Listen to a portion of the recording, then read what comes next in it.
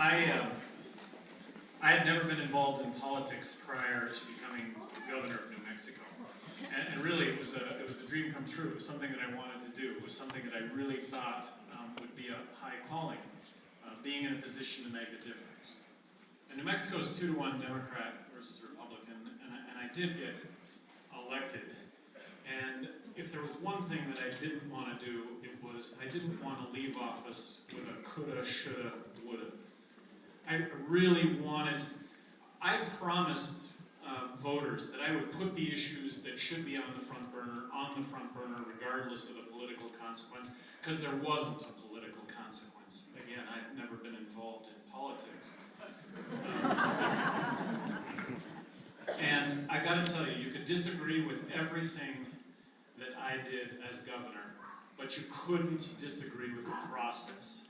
And that was, we really tried to understand the issues, and we really tried to do what was best for New Mexicans, with politics being the last item on the list when it came to consideration. So I came at this issue from the standpoint of, I really wanted to see a crackdown in drunken driving. Well, you know what? The police just don't have the resources to handle it. The courts, they just don't have the resources. And when it comes to the prisons, they're overcrowded. Well, it turns out that half of what law enforcement does, half of what the prisons do, half of what the courts do is drug related. And to what end?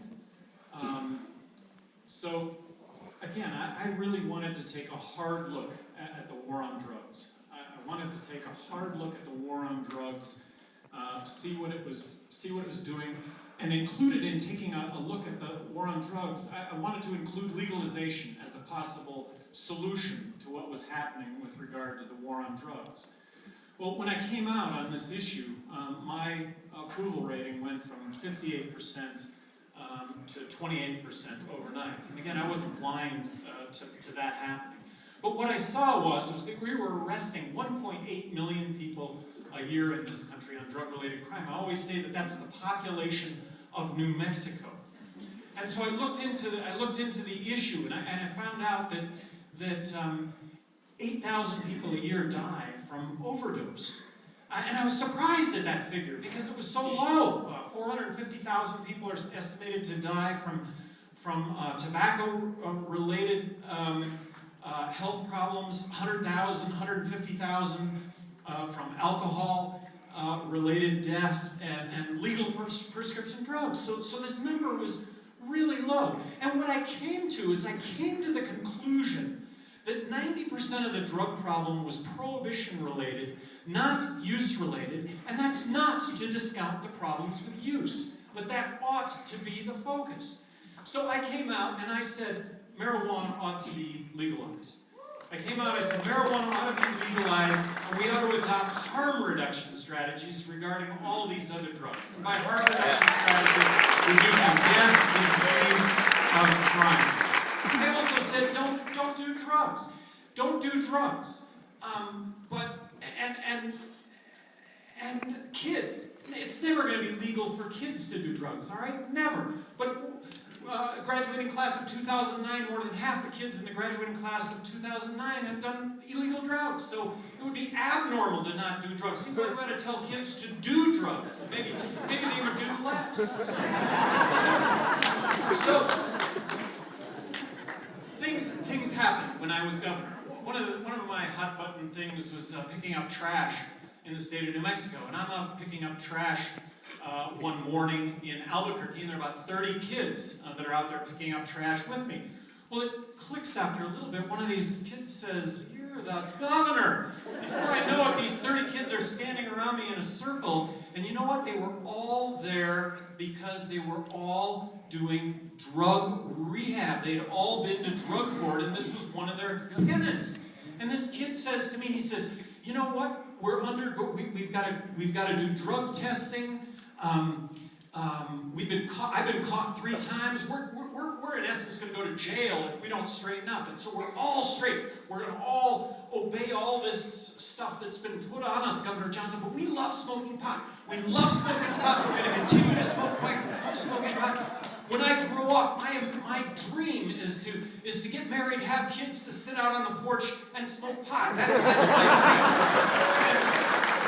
So treatment instead of incarceration. You know what? I want to offer treatment instead of incarceration in 100 out of 100 cases, but you know what? It doesn't work. It doesn't work because we have a forced treatment model. Yep.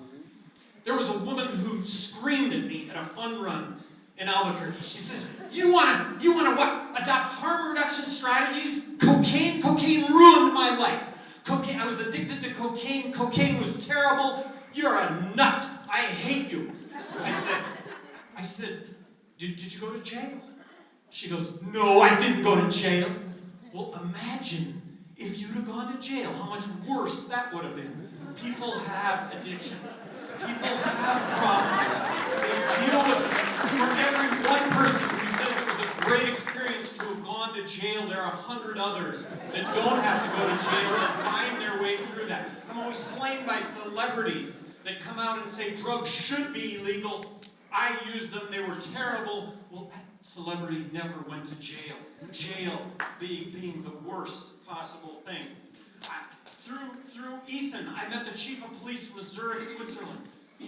He says, look, I am here today in Albuquerque. He says, I'm here in Albuquerque to tell you that Zurich, having adopted a heroin maintenance program, is a much better place to live. He said, I've been involved in law enforcement my entire life, and I got to tell you, I thought that death, disease, and crime would skyrocket as a result of legal heroin, of heroin maintenance. He said, I'm here today to tell you that Zurich is a much better place to live as a result of that.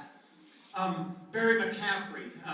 This is somebody that I debated. I don't want to blame Barry McCaffrey, but let's just say the government. I debated the government.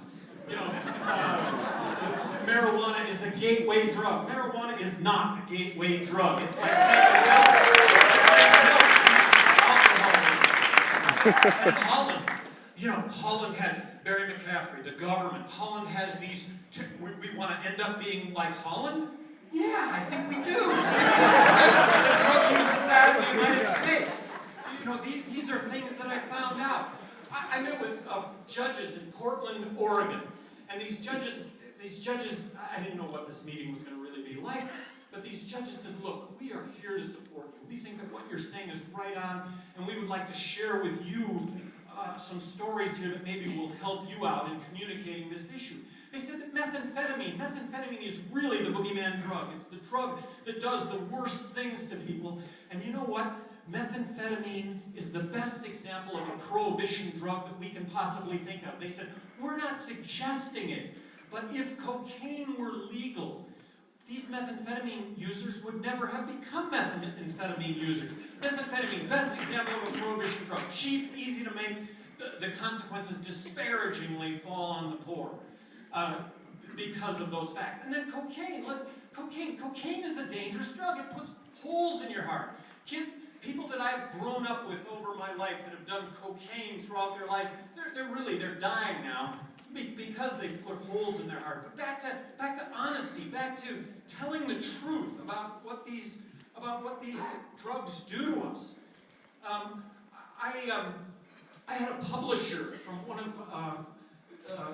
a major newspaper in the United States say to me, I smoked marijuana when I was in college. I went into the grocery store, and it was like the Roach cans came alive. And you want to legalize this stuff? I said, what? My point exactly.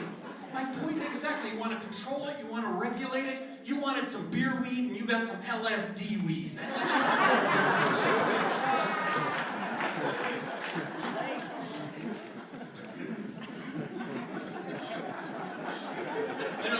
there are millions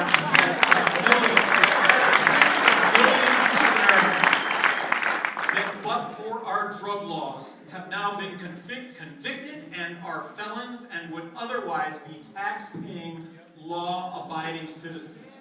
I went to a drug warrior conference in Chicago, and there was a